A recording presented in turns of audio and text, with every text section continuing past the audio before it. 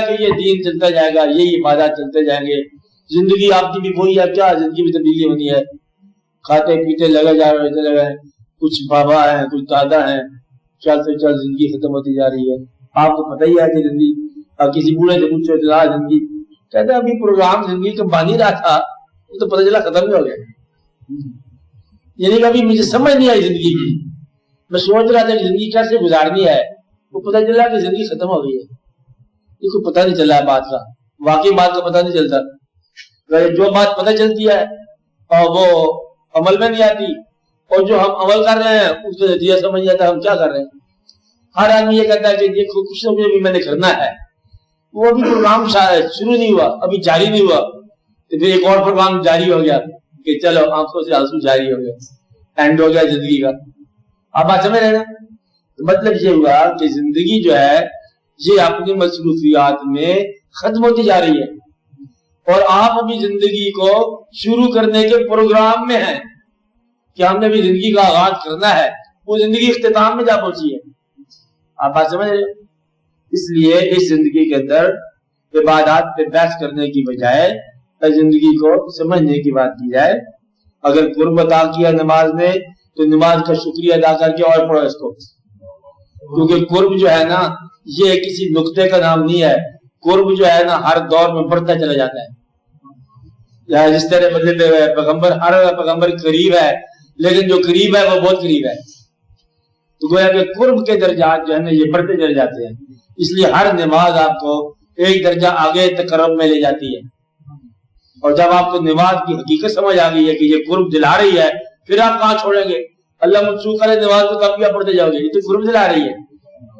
تو لہٰذا وہ نقلی قرب ہے جو نماز چھوڑنے والا ہے. یہ بات سمجھے نا. اب رہ گیا استغراق. جس پر استغراق ہے نا وہ خود بیان کرے کہ استغراق کیا ہے اس کا. جن لوگوں کو استغراق مذہب میں ہوا ان لوگوں نے بھی اذان کے بعد اور نماز تک استغراق میں خاموش ہو گئے. استغراق جو ہے نا خاموش ہو گیا. اور یہ واقعہ کئی دفعہ کئی بزرگوں کے ساتھ ہوا. کچھ لگانے خنجر تسلیم کا وہاں بھی واقع ہوا, اذان ہوئی خاموش, جب نماز گزرے پھر وہ حال شروع ہوئی. یہ لحاظ کرتے رہے سارے.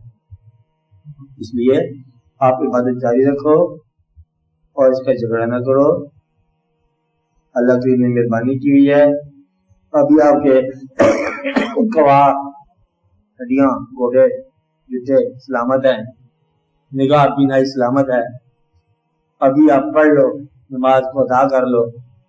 یعنی کہ پارسائی نارسائیوں کے زمانے سے پہلے ہے پارسائی. پھر تو نارسائی کا زمانہ آئے گا. گناہ کا موقع ہی نہیں سمجھ آتا. گناہ ہوتا کیا ہے, ایک وجود ہی شل ہو گیا, اب کیا گناہ کرے گا. اور وہ شل وجود جو ہے وہ تو ویسے ہی عبادت میں ڈھلا ہوا ہے. بیماری آ گئی, شل ہو گیا. شل کا معنی شل ہو گیا, پیرالائسس آ گیا, پالج ہو گیا. اب جو شل ہے نا یہ سمجھو کہ عبادت میں ہے, وجود کی عبادت ہے. کیونکہ اس کے بعد اب تو اور واقع ہی نہیں رہ گیا بیچارے کے پاس, اسے کچھ پتہ نہیں ہے کیا ہوگا. اس لیے اس سے پہلے کہ بینائیاں چھین جائیں, اس سے پہلے کہ ہاتھ کے اعمال آپ کے کمزور ہو جائیں, اس سے پہلے کہ بدن کے اندر طاقتیں اور رہنائیاں ختم ہو جائیں, آپ اپنے زمانے کا شکر ادا کرتے ہوئے, اس جوانی کا لحاظ کرتے ہوئے اپنے نماز جاری رکھو, عبادت جاری رکھو. اور جب کوئی عبادت مل جائے شکر ادا کیا کرو اللہ کا کہ عبادت کا موقع مل گیا. اللہ جب مہربان ہوتا ہے تو اپنے راستے کو اس آدمی پر آسان کر دیتا ہے.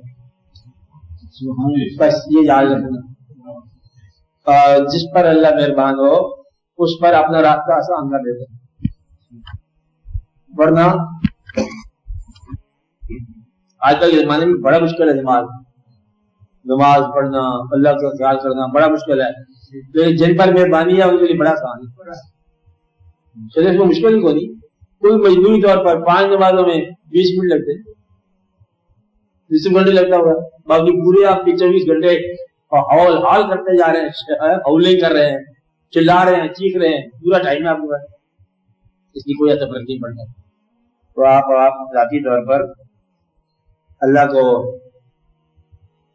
مانتے ہوئے، اس کے مقرر کردہ فرائض کو مانتے ہوئے اپنی زندگی میں اپنی طاقت سے ان کو رائج کرو. یہ نہ کہ اللہ خود ہی رائج کر لے گا، اللہ کی مرضی رائج کرے گا کہ نہیں کرے گا. آپ اپنی طاقتوں سے اللہ کے احکامات اپنی زندگی میں رائج کرو.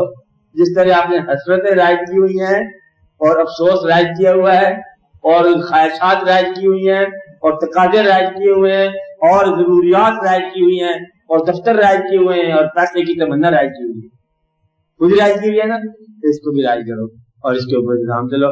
جب کوئی نماز رہ جائے استغفار کا موقع ڈھونڈو اور اللہ تعالیٰ سے معافی مانگو، اللہ تعالیٰ بہتر کرے. اس لیے یہ اس کی وضاحت ہے، اللہ بہتر کرتا ہے.